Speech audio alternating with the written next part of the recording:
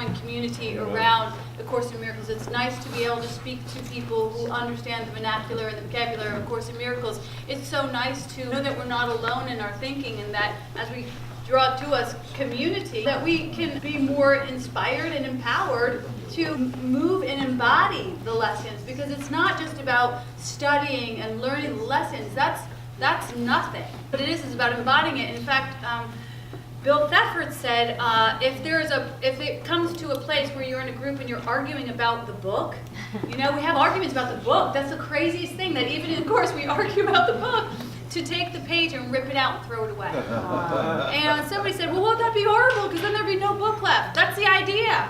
Like, we don't want to be stuck in a book. We want to be the embodiment of these principles. So, together, I'm really grateful that we get to have this conversation where we're going to be approaching a greater degree of embodiment, walking into the deep waters of God and allowing ourselves to become completely immersed. Jon Mundy is one of the oldest teachers, been holding the space of this conversation for forever, for forever.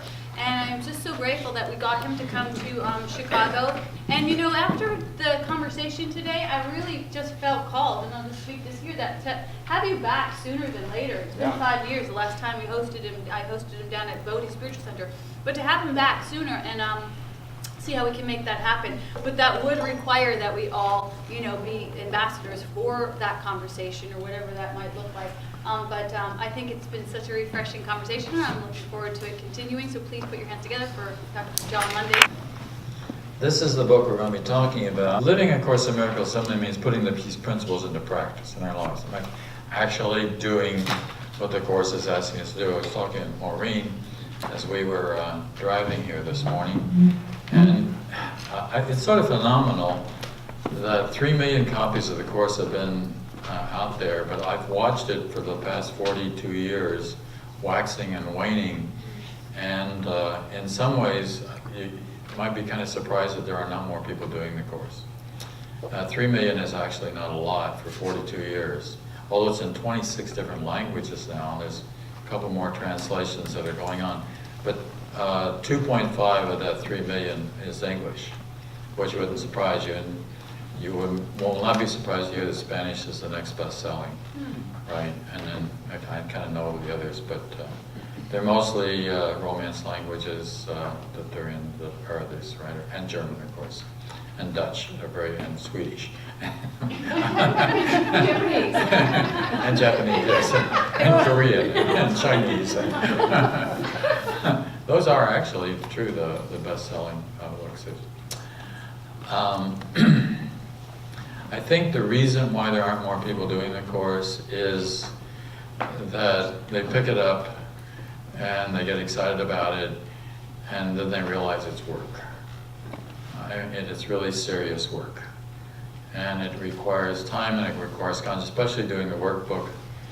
You do the workbook, like this, Maureen's got this wonderful program that she's doing where